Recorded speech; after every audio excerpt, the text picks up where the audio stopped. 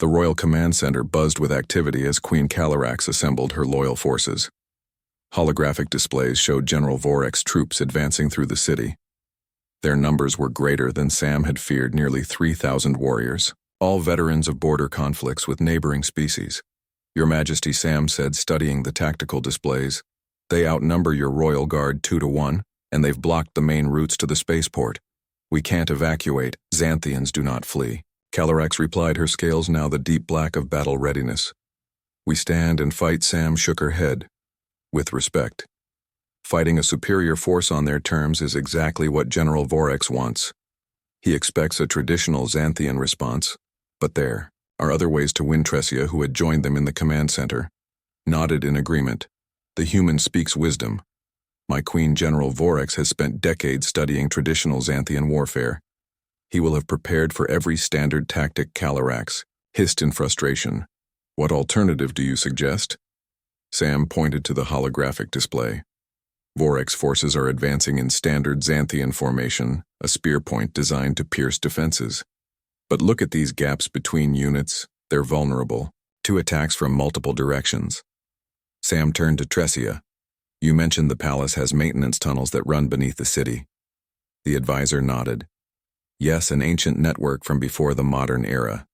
Few remember they exist." Sam smiled. "Then that's our advantage. The general expects you to make a stand here at the palace. But what if we could attack from behind and from below simultaneously?" Calarax studied the plan, her scales shifting from battle black to thoughtful blue. "This is not the Xanthian way." "No," Sam agreed. "It's the human way. We adapt. We find unexpected solutions. And right now, that's exactly what you need." The Queen considered for a long moment, then nodded. "Very well. Sam Morgan, show us this human strategy." Over the next hour, Sam worked, with the Royal Guards explaining her plan. It was risky, but if executed properly, it could turn the tide. Without overwhelming force, they needed to create confusion and disrupt the generals. Carefully planned assault. Vexara, the guard captain, initially resistant to taking orders from a human, gradually became enthusiastic as she understood the strategy. "The tunnels here and here," she pointed to the holographic map, "will allow us to position strike teams behind their main force. When they engage at the palace perimeter, we attack from behind, targeting their command structure."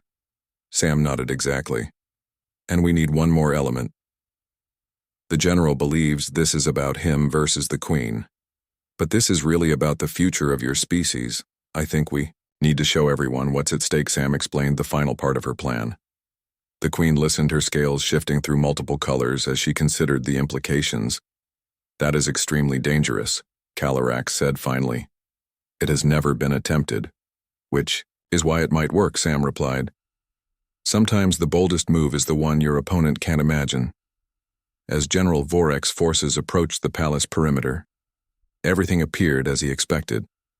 The Royal Guard formed a defensive line, protecting the main entrance. Their numbers were small, just as his spies had reported. With his superior force, victory seemed assured. Vorex, a massive Xanthian with crimson scales covered in ceremonial armor, raised his command staff. "For the true Xanthian way," he shouted, "for the purity of our empire. Forward." His warriors surged toward the palace, their weapons gleaming in the light of the three moons. But as they engaged with the Royal Guard, something unexpected happened. Behind them, eruption points appeared in the city streets as hidden access panels opened and royal forces emerged, cutting off their retreat. Vorex roared in anger, a trap defensive formation. But before his troops could regroup, the palace doors opened, and Queen Calarax emerged. She wore no armor, carried no weapons. Instead, she walked forward alone, her scales glowing with a brilliant white light that none had seen before. Behind her walked Sam and Tresia, each carrying a fragment of crystal from the heart of Xanthia. "Hear me, warriors." Of Xanthia, the Queen called, her voice amplified by some unknown technology. "I do not stand before you as your queen, but as a servant of our people." The fighting paused as all eyes turned to this unexpected development. Vorex raised his hand, signaling his troops to hold. "What trickery is this?" he demanded. "No trickery," Calarax replied. Our empire faces a threat greater than any foreign enemy. The heart of Xanthia is failing, and with it our future. No amount of military might can solve this problem. Only wisdom and adaptation can save us. The queen held up her crystal fragment which pulsed with energy. For too long we have believed that strength alone would ensure our survival. We have closed ourselves off from new ideas, new perspectives, but the heart requires diversity to thrive, just as our empire does. Vorex laughed. You have been corrupted by human thinking. The old ways have served us for 5,000 years. Sam stepped forward holding her own crystal fragment. General, with respect, your empire wasn't built on stagnation. Your ancestors were explorers and innovators. They discovered the heart and built a civilization around it. They adapted and grew. Your own history shows that change is the Xanthian way. The crystal fragments began to pulse in unison, creating a network of light that spread between them. Vorex watched with a mixture of anger and fascination as the light touched his warriors. Many lowered their weapons instinctively. Responding to the energy, Tresia spoke next. Heart is conscious. It responds to our thoughts, our emotions. For generations it has called for balance, but we did not listen. Now it grows weak, because we have become too uniform in our thinking. We need new perspectives to revitalize it, to demonstrate. Sam held her crystal toward the general. It flared brightly, responding to her human consciousness in ways distinctly different from how it reacted to Xanthians. The patterns were complementary, creating a harmony that all could see. This is what the heart has been trying to tell us, Calyrex said. Each perspective strengthens the whole diversity. Not uniformity is our true heritage, as if in response the ground beneath them trembled. The heart of Xanthia, deep beneath the palace, was awakening, responding to the fragments and to the diversity of minds now connected to it. Lights throughout the city flickered, then grew brighter. Energy readings spiked as ancient systems long dormant began to reactivate. Vorex watched as many of his own warriors knelt, overcome by the resonance with the heart. He had spent his life fighting for the Xanthian Empire for what he believed was its true path, but here before him was evidence that could not be denied. How can we know this is not some human deception, so? Asked, his voice less certain. Sam approached the general, still holding the crystal. Touch it, General, feel the truth for yourself. After a moment's hesitation, Vorex reached out. His claw made contact with the crystal, and his eyes widened as information flowed directly into his mind. He saw the history of his people not as it was written in official records, but as it truly happened. He saw the symbiotic relationship with the heart, how it had guided them toward greatness through diversity and adaptation. General slowly lowered his weapon. The heart shows me visions of our future, he said quietly. Some paths lead to glory, others to ruin. The path of isolation leads only to decay. Calyrex approached her former enemy. Then let us choose a different path, together for the true good of our people. Around them the city glowed with renewed energy, as the heart of Xanthia, strengthened by the connection to diverse minds, began to heal. The civil war had been averted not through superior firepower, but through understanding and adaptation. The very qualities that Sam had claimed were humanity's greatest strength had proven to be universal values that could unite even bitter enemies, as the warriors of both factions lowered their weapons. Sam realized that her accidental diplomatic mission had achieved more than she could have imagined. She had not only prevented a war but had helped an ancient civilization rediscover its true heritage, and in doing so perhaps had laid the groundwork for a lasting alliance between humans and Xanthians. The metal hallway stretched before Samantha Morgan like a silver throat swallowing her whole. The harsh lights above made her human skin look pale compared to the vibrant purple scales of the Xanthian guards who surrounded her. Their eyes with vertical pupils watched her every move as she marched forward with her head held high, despite the heavy restraints on her wrists. Sam had been captured 3 weeks ago when her small scout ship ventured too close to Xanthian territory. Her mission was supposed to be simple: collect biological samples from an uninhabited moon at the edge of human space.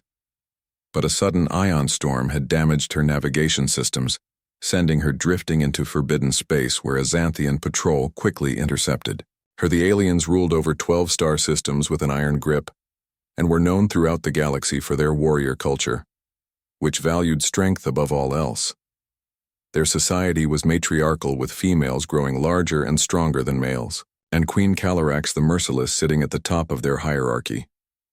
For 21 days, Sam had been kept in a cold cell with minimal food and water. The Xanthians believed that hardship revealed true character, and Sam refused to show weakness, even as hunger gnawed at her stomach and the chill seeped into her bones. She exercised daily, kept her mind sharp by reciting scientific formulas, and prepared for whatever came next.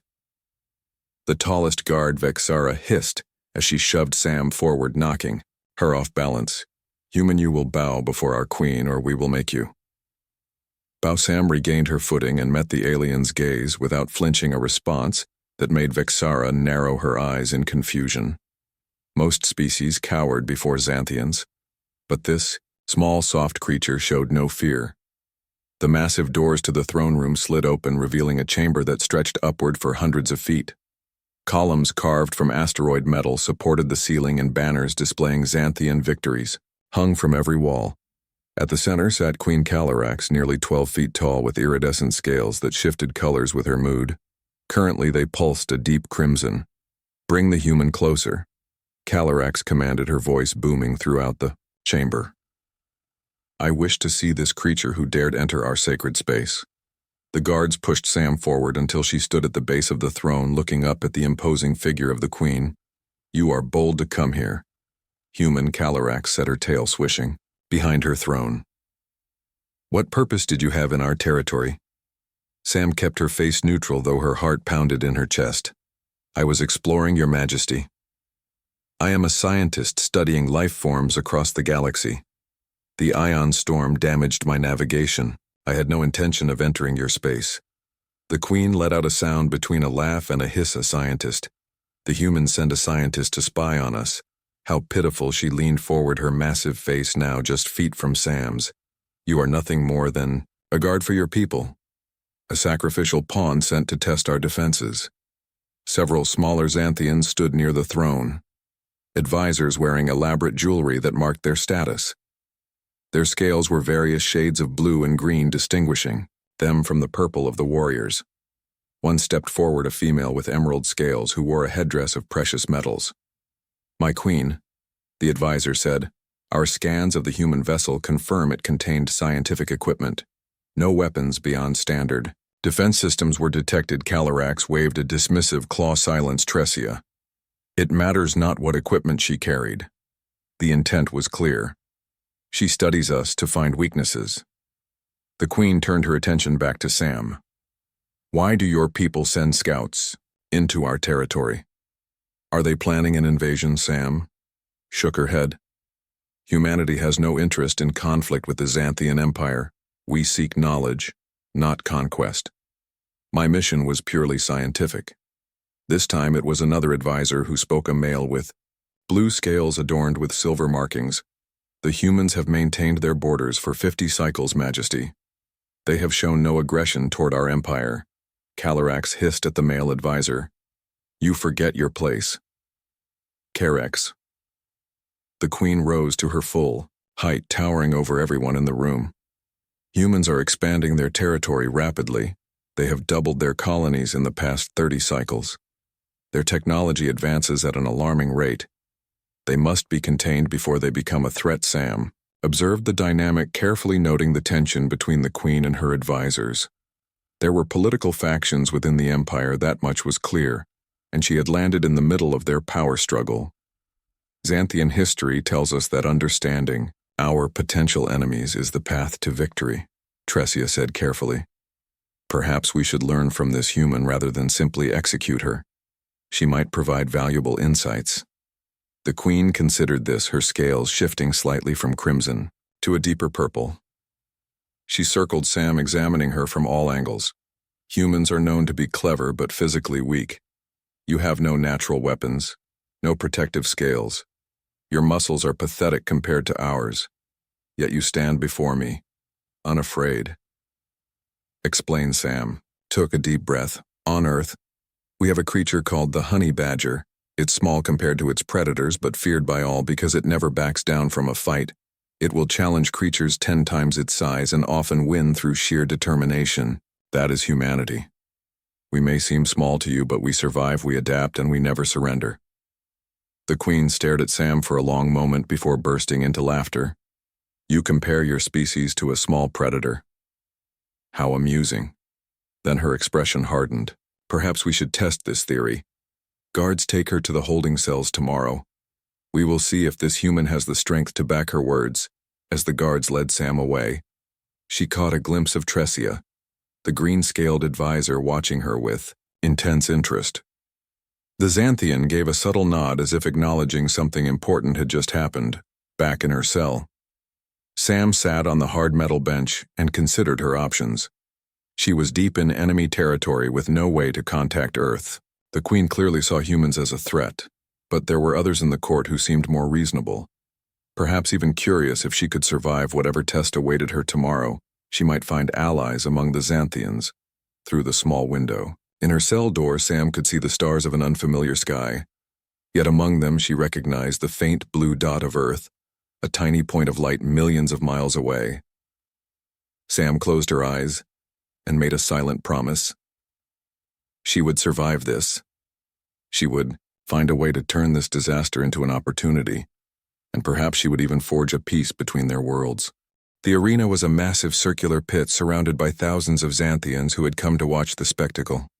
Sam stood in the center, her restraints removed, but feeling more vulnerable than ever. The crowd roared as Queen Calarax took her place in the royal observation box. Today we witness a human warrior test her strength against our champion, Calarax announced. The human claims her species is fierce like a small but fearless predator. Let us see if this is true or merely empty words. Sam scanned the arena, looking for anything she could use to her advantage.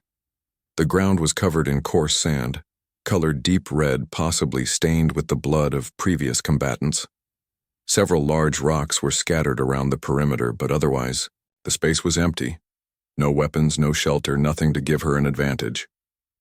The opposite gate opened and a massive Xanthian male entered the arena. He was smaller than the females, but still towered over Sam at 8 feet tall. His scales were dark, green and covered in battle scars. 2 curved blades extended from his wrists. Natural weapons that could slice through metal. This is Dracor, our finest male warrior. The Queen announced, he has never lost a combat trial. Now humans, show us your species. Famous determination. Sam knew she couldn't win through strength alone. The Xanthian was faster, stronger, and better armed. Her only advantage was that they underestimated her back on Earth. Sam had been a combat engineer with the Space Marines. She understood how bodies worked, even alien ones. From her 3 weeks of captivity, Sam had observed the Xanthians closely. She noticed they had trouble tracking rapid movements to their left side. Their eyes evolved to spot prey coming from the right, but had a slight blind spot on the left. She would use this knowledge to her advantage. Dracor charged forward with surprising speed. Sam rolled to the side at the last second, feeling the wind from his blades as they swept past her face. The crowd jeered at her evasion, seeing it as cowardice, but Sam was studying her opponent, watching how he moved. Noting how his weight shifted before each attack, the Xanthian turned quickly and charged again. This time Sam stood her ground until the last possible moment. She ducked under his swing and struck upward with the heel of her hand, hitting a spot where she had noticed the scales were thinner, a connection point between neck and shoulder. Dracor roared in pain, his arm temporarily going limp. Sam pressed, her advantage targeting the same weak spot again and again. The crowd fell silent in shock as the human managed to evade the warrior's attacks while landing precise strikes of her own. Sam kept moving, circling to Dracor's left, staying in his partial blind spot. Her smaller size now an advantage, allowing her to move quickly and unpredictably. Years of combat training had taught her to use an opponent's strength against them, and the Xanthian warrior relied too heavily on his superior strength and reach. After 10 minutes, Dracor was slowing down his movements, becoming sluggish, as Sam targeted nerve clusters and pressure points. The Xanthian had expected a simple execution, but found himself in a real fight against an opponent who refused to give up. Sam noticed the advisors from the throne room watching with intense interest. Tressia, the green-scaled female, seemed particularly focused. Her eyes narrowed in analysis. The male advisor, Carex, was leaning forward, his posture suggesting surprise and perhaps even admiration. With one final desperate lunge, Dracor extended both blades toward Sam's chest. She sidestepped, grabbed his arm, using his momentum against him, and flipped the much larger alien over her shoulder. He crashed to the ground with a thunderous impact, and before he could rise, Sam had positioned herself with her forearm pressed against his throat in a clear, killing position. The arena fell completely silent. Then Queen Calyrax stood up, her scales now shimmering, with blues and purples, colors of surprise and respect. Enough, she commanded. Sam immediately released Dracor and stepped back as guards rushed forward. The queen descended from her box and approached the human, her massive form casting a shadow over the arena. You fight with intelligence rather than strength, human. The queen circled Sam thoughtfully. You targeted weaknesses instead of attempting to match power with power, an unusual strategy among warriors. I used what I had, Sam replied.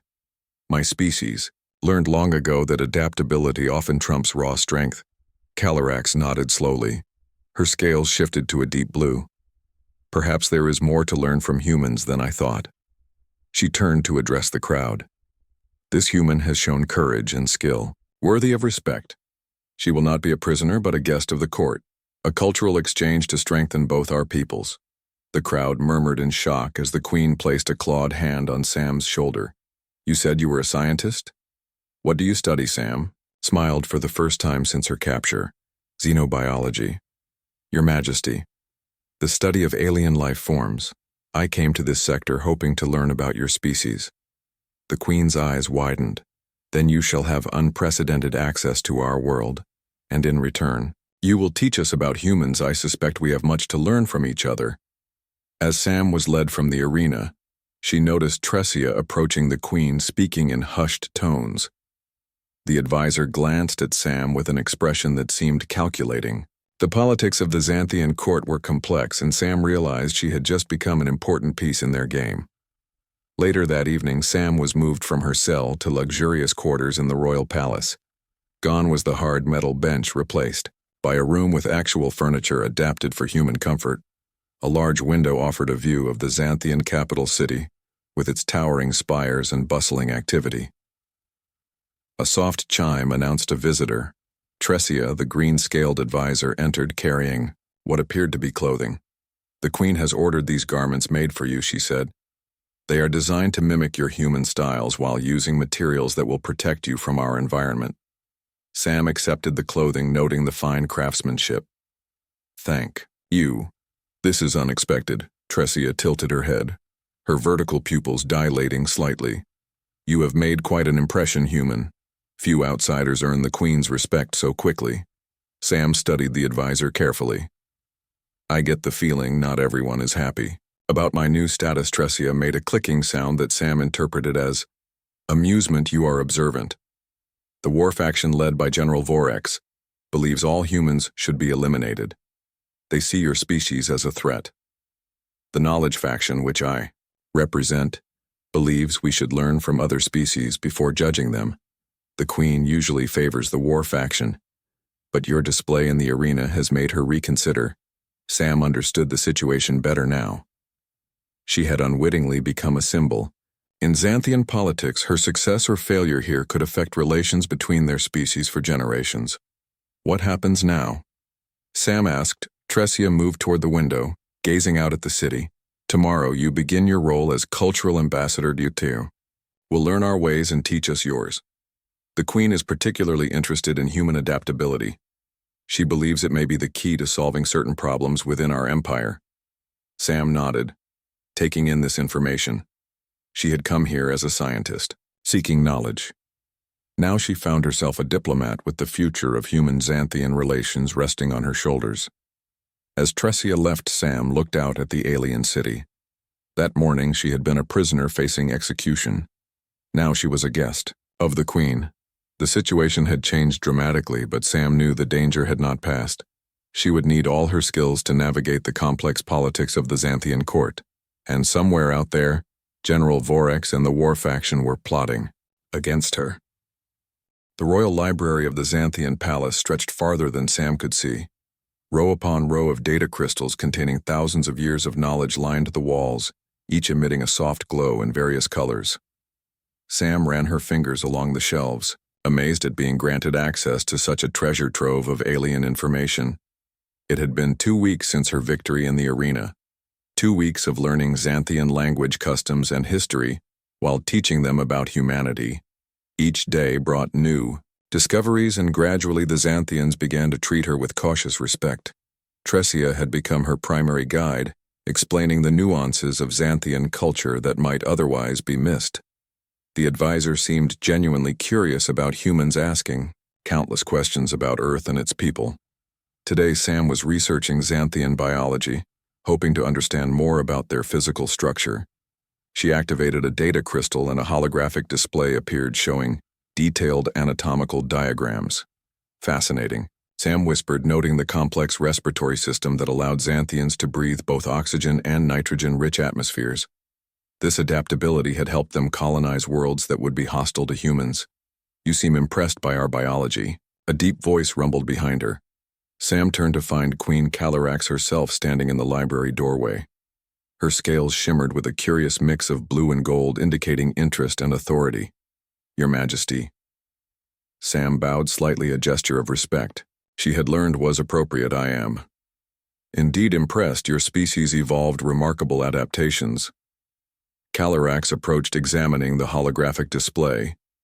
"Yet it is humans who have spread to more worlds than any species, except the ancient Morvians. You lack our strength, our natural armor, our ability to survive in harsh environments. How have you accomplished this?" Sam considered her answer carefully, knowing this conversation could be important for human-Xanthian relations. "We compensate with technology and cooperation, Your Majesty. Where we lack physical advantages, we create tools. When environments are hostile, we build systems to make them habitable. And most importantly, we share knowledge across our entire species, so innovations spread quickly." The Queen circled the display, her tail swishing thoughtfully. "I have been reviewing the information you shared about human history. You fight amongst yourselves constantly, yet somehow progress. Where Xanthians would destroy rival tribes, humans seem to eventually incorporate them, absorbing their strengths. This is unusual." Sam nodded. "We call it cultural exchange, Your Majesty. Throughout human history, our greatest advancements often came after different cultures met, sometimes through conflict, sometimes through trade, but the exchange of ideas almost always led to progress." The Queen's scales shifted to a deeper blue. "Perhaps this is why I brought you here, Sam Morgan.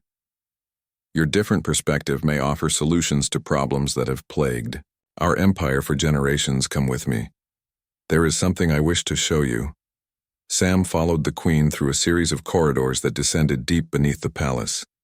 Eventually, they reached a massive chamber filled with complex machinery. At the center was a pulsing crystalline structure larger than a human house. "This is the heart of Xanthia." Calarax said, her voice softer than Sam had ever heard it. "The ancient technology that powers our civilization. We discovered it 5,000 years ago on our homeworld. It gave us faster-than-light travel, energy, weapons, advanced medicine. But in recent centuries, it has been failing." Sam approached the structure, amazed. The crystal seemed to respond to her presence, glowing brighter as she neared our. "Scientists cannot determine why." Calarax continued. "Our warriors cannot protect it from decay. I wonder if a human perspective might see what we cannot." Sam studied the crystal, noting patterns in its structure that reminded her of quantum entanglement, matrices she had studied at the academy. "May I scan it with my equipment?" "Your Majesty." The Queen hesitated, then nodded. "You are the first non-Xanthian to ever see the heart. Consider it a sign of my trust. Do not make me regret this decision." Sam retrieved her scientific scanner, which had been confiscated when she was captured, but recently returned as part of her new status. She ran several diagnostics, noting unusual energy patterns within the crystallits. "Incredible," Sam said, after several minutes. "The crystal appears to be organic, or at least partially alive. It's responding to conscious thought, functioning almost like a neural network." The Queen watched Sam work her scales, now a mix of hopeful gold and anxious purple. Can you determine why? It is failing. Sam continued her analysis. It's possible. The crystal requires certain types of interaction to maintain its function. Perhaps mental or emotional input from Xanthians. I'm detecting response patterns that suggest it's designed to form a symbiotic relationship with conscious beings. Calarax moved closer to the crystal. For generations, only the royal bloodline was permitted to directly commune with the heart. We believed this would protect it from corruption. But each generation, the connection grows weaker. Sam looked up from her scanner. Your Majesty, on Earth, we have a concept called biodiversity. The strength of an ecosystem comes from its variety. When that variety diminishes, the system becomes vulnerable. Perhaps the heart needs diversity of thought and experience, not just the royal perspective. The Queen considered this, her tail swishing in agitation. You suggest we allow others to commune with the heart. This goes against 5,000 years of tradition. Sam chose her words carefully. Tradition is valuable, Your Majesty, but adaptability ensures survival. The greatest strength of any species is its ability to evolve when circumstances change. Before Calarax could respond, a loud alarm echoed through the chamber. Moments later, Vexera, the guard captain, rushed in, her scales flashing urgent red. My Queen, General Vorex, has mobilized his forces. He claims you have been influenced by the human and are no longer fit to rule. He is approaching the palace with 2,000 warriors. Calarax scales darken to battle black, so he finally makes his move. The Queen turned to Sam. With regret, I must end our discussion. The general has chosen civil war over diplomacy. Sam felt a chill run through her. The political tensions Tressia had warned about had finally erupted into open conflict, and she was caught in the middle. What can I do to help, Your Majesty? The Queen seemed surprised by the offer. This is not your fight. Human Sam stood straighter. You granted me guest status in your court. By human customs, that means I owe you loyalty in return. And besides, if General Vorex wins, I'm guessing my status will change from guest to dead. A sound like grinding stones emerged from the Queen, what Sam had come to recognize as Xanthian laughter. You continue to surprise me. Sam Morgan. Very well, you claim human adaptability is your strength. Show me how it can help us win against a superior force. As they rushed from the chamber, Sam glanced back at the heart of Xanthia. The crystal pulsed brighter, almost as if responding to the crisis. For a moment, Sam thought she heard a whisper in her mind, a voice neither human nor Xanthian, but ancient and powerful. Balance must be restored, it seemed to say, strength through unity. Sam shook her head, focusing on the immediate threat, but she couldn't help wondering if the failing heart and General Vorex rebellion were somehow connected. The Xanthian Empire stood at a crossroads, and somehow she, a human scientist, had become central to its future. 3 months later, Sam stood beside Queen Calarax in the newly constructed Hall of Unity as they finalized the first ever peace treaty between humans and Xanthians. What had begun as a capture had transformed into a diplomatic breakthrough. The hall itself was symbolic, built with a transparent dome that allowed the light of the stars to shine down on proceedings, reminding all present that they shared the same cosmos. Representatives from Earth had arrived 2 weeks earlier, initially skeptical, but increasingly enthusiastic as they witnessed the changes in Xanthian society. The heart of Xanthia, now partially exposed in a public chamber, pulsed with renewed vigor, its energy levels higher than they had been in centuries. Admiral Laura Hayes, the lead human diplomat, signed her name to the treaty with a ceremonial pen. With this agreement, we open a new chapter in the history of both our peoples, she said formally.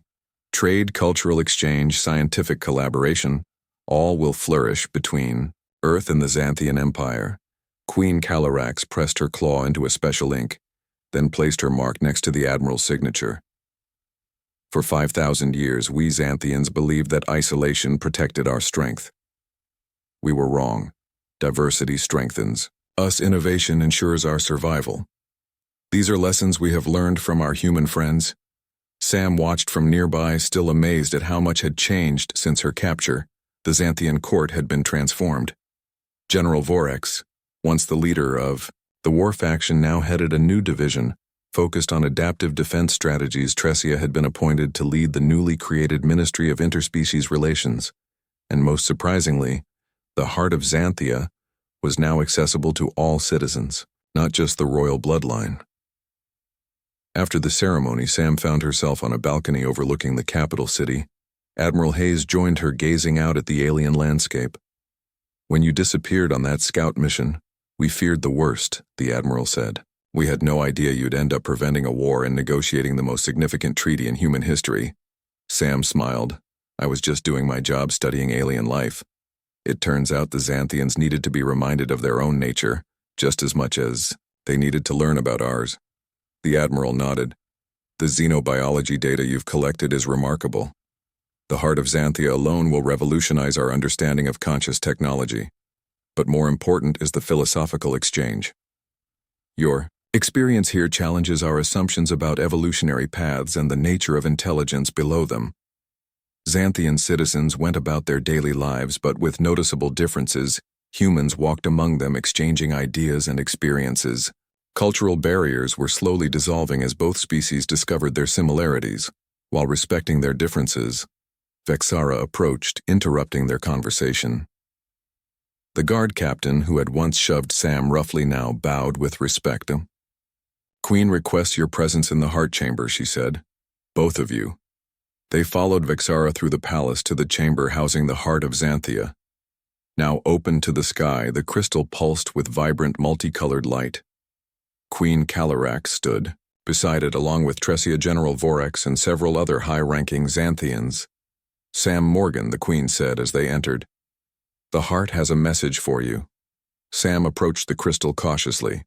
Though she had helped save it, she still felt awed. By its presence, the crystal glowed brighter as she neared, and she felt the now familiar touch of its consciousness against her mind. But this time, the contact was stronger. More directed, images flowed into her thoughts. Star maps showing hundreds of worlds scattered across the galaxy. Many were familiar human and Xanthian territories, but others were unknown, marked with symbols she didn't recognize. "The universe is larger than either of our peoples imagine," Calarax said, interpreting the heart's message. "The crystal is showing us that there are others out there, many others. Some friendly, some hostile, some beyond our comprehension."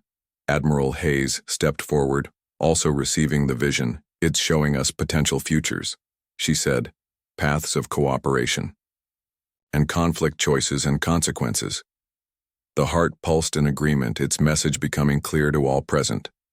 Neither humans nor Xanthians alone could navigate the complex future that awaited them in the galaxy. But together, combining human adaptability with Xanthian strength, they might not only survive but thrive. "For generations we believed the heart was simply a power source," the Queen said. "But now we understand it is much more. It is a guide showing us the path to our best future. A future that requires both our people's." General Vorex, who had once called for the elimination of all humans, nodded in agreement. "The old ways would have led us to war, a war that, according to the heart, would have ultimately destroyed both our civilizations. Instead, we find ourselves at the beginning of an alliance that will strengthen us all." Sam felt the weight of the moment. This accidental first contact had altered the destiny of two species. The xenobiologist in her was thrilled at the scientific discoveries, but the human in her felt something more profound, a sense of connection across the vast differences that separated their species. Queen Calarax approached Sam, her massive form no longer intimidating, but reassuring. "You were never just a guard, were you, Sam Morgan?" Sam smiled, remembering the Queen's dismissive words from their first meeting. "No, Your Majesty.